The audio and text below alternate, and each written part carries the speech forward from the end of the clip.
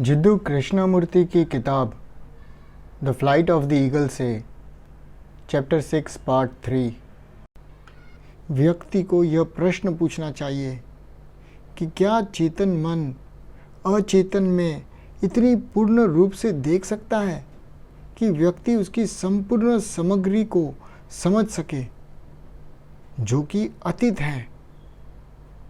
यह एक महत्वपूर्ण क्षमता की मांग करता है, लेकिन आत्मविचारित आलोचना नहीं, सेल्फ ओपिनिएटेड क्रिटिसिज्म नहीं। ये मांग करता है कि हमको देखना होगा।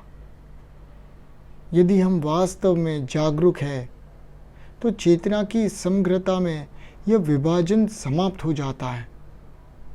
वह जागरूक अवस्था तभी संभव है जब निर्णय से रहित, डिवॉइड ऑफ जजमेंट, ये आलोचनात्मक आत्म जागरूकता हो, क्रिटिकल सेल्फ अवेयरनेस हो। निरीक्षण करने का अर्थ है आलोचनात्मक होना, क्रिटिकल होना।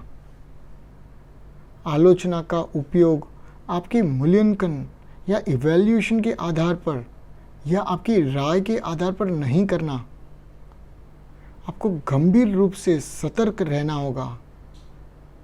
लेकिन अगर वह आलोचना व्यक्तिगत है या डर या किसी भी प्रकार के पूर्वग्रहों से घिरी हुई है, तो ये वास्तव में आलोचनात्मक नहीं रह जाती, ये खंडित हो जाती है।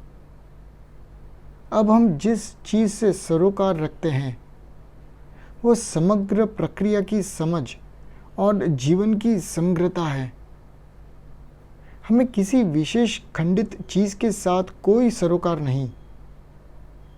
हम ये नहीं पूछ रहे हैं कि किसी विशेष समस्या के संबंध में क्या करना है या सामाजिक गतिविधि के संबंध में, जो जीवन जीने की पूरी प्रक्रिया से स्वतंत्र है।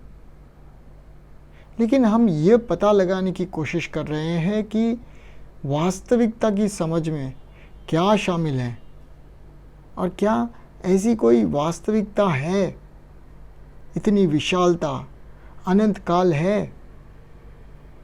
यह संपूर्ण समग्र धारणा है, खंडित धारणा नहीं जिससे हमारा संबंध है।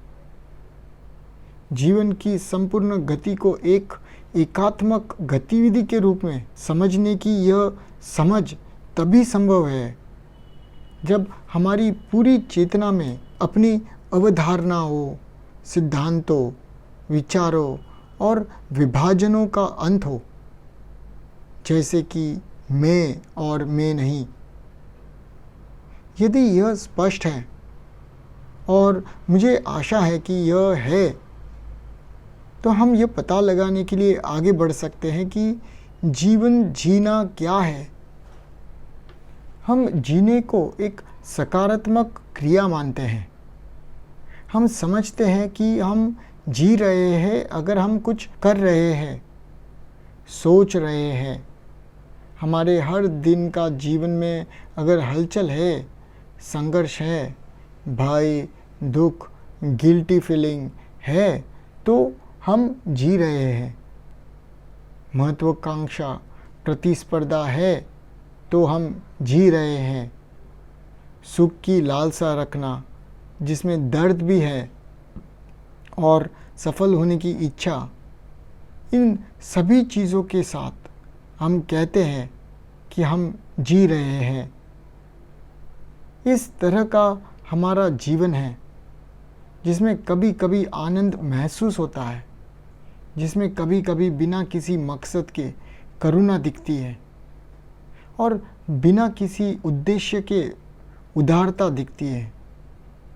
हमारे जीवन में परम आनंद के दुर्लभ क्षण महसूस करते हैं। एक ऐसा आनंद जिसमें कोई अतीत या भविष्य नहीं है। लेकिन ऑफिस जाना, गुस्सा करना, नफरत करना, घृणा करना, दुश्मनी रखना, इसे हम रोज़मर्रा की ज़िंदगी कहते हैं और हम इसे असाधारण रूप से सकारात्मक मानते हैं। पॉजिटिव मानते हैं।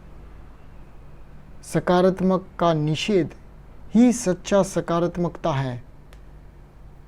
इस तथाकथित जीवन को नकारना, जिसमें कुरूपता है, जो एकाकी है, भयभीत, क्रूर और हिंसक है, दूसरे के ज्ञान के बिना, इस तरह के जीवन का नकारना सबसे सकारात्मक कार्य है।